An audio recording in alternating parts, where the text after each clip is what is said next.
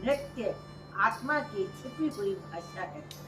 नमस्कार, मैं वंदना भार्गव आपका अपने इस संगीत वंदना चैनल में स्वागत करती हूँ। दोस्तों, वीडियो शुरू करने से पहले आपसे अनुरोध है कि यदि आपने मेरा चैनल अभी तक सब्सक्राइब नहीं किया है तो जल्दी से सब्सक्राइब करें और इसे दूसरों को भी शेयर करें जो कथक सीख रहे हैं या कथक विषय की परीक्षा दे रहे हैं या कथक के बारे में जानना चाहते हैं, ताकि यह उन तक पहुंच सके।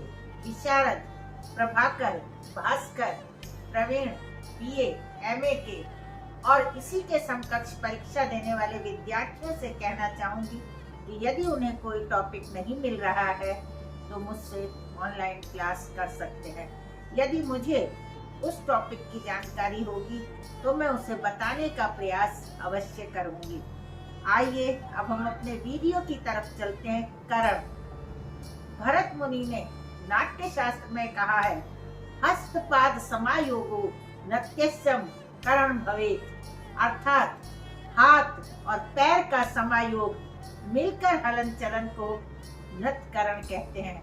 इसकी व्याख्या करते हुए अभिनव गुप्त ने कहा है कि बिना रस विच्छेद के हस्तपाद आदि की जो क्रिया विलासपूर्ण प्रकार से प्रस्तुत की जाती है उसका पूर्ण नाम है नृत्यकरण। व्यवहार में इसे पूरा न कहकर इसके एक भाग करण को ही कह दिया जाता है। जैसे भीमसेन को भीम कहना, स्थिति, खड़े होने की दशा और गति, पैरों की चाल जैसे दो तत्वों के आधार पर करण बना है। इनमें भी खड़े होने की दशा में स्थान को और गति में चारियों का प्रयोग होता है। इनमें शरीर के ऊपरी भाग या अंग के साथ गति में नृत्य हस्त एवं दृष्टियों का तथा स्थिति में पताका आदि असंयुक्त व संयुक्त हस्तों का प्रयोग होता है। इस कारण यद्यपि गति और स्थिति के सम्मिलित रूप को करण माना गया है, किंतु अंगहारों की रचना में कुछ करणों का सम्मिलित रूप शास्त्र व परंपरागत संगत है। इसी कारण मान्य करणों की संख्या 108 है। यद्यपि गति और स्थिति के आधार पर इसके असंख्य भेद हो सकते हैं।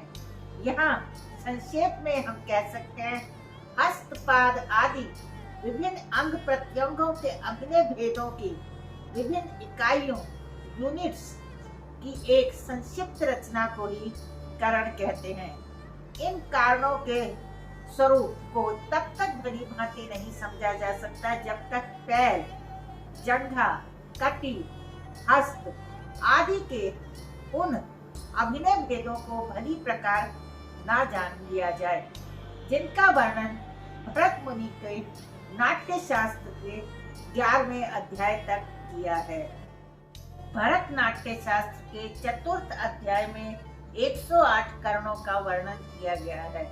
भरत मुनि ने जो 108 करण बतलाए हैं उनकी शिक्षा उन्हें तंडु मुनि से प्राप्त हुई थी, किंतु परवर्ती काल में अन्य आचार्यों ने भी नवीन करणों की रचना की है, जिनका उल्लेख मध्यकालीन लक्षण ग्रंथों में प्राप्त होता है।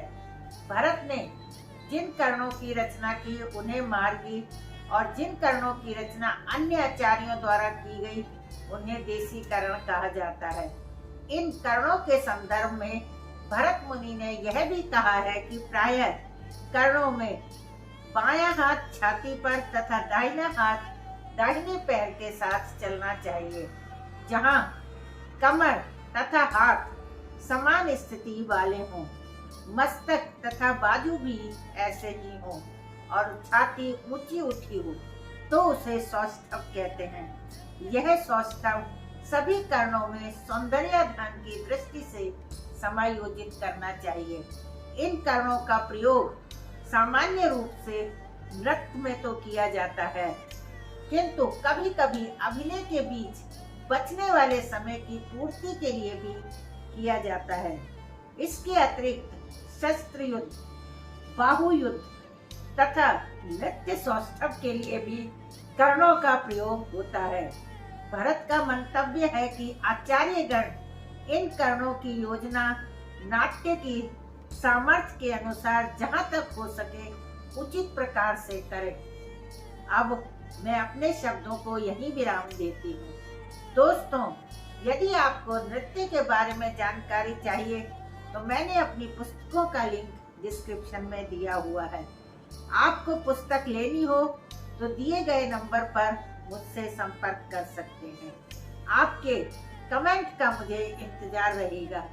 अंत में यदि आपको मेरा ये वीडियो पसंद आया हो तो लाइक और शेयर जरूर करें, और जिन्होंने मेरे चैनल को अभी तक सब्सक्राइब नहीं किया है वह सब्सक्राइब करना ना भूलें और बेल आइकन को प्रेस करें। धन्यवाद।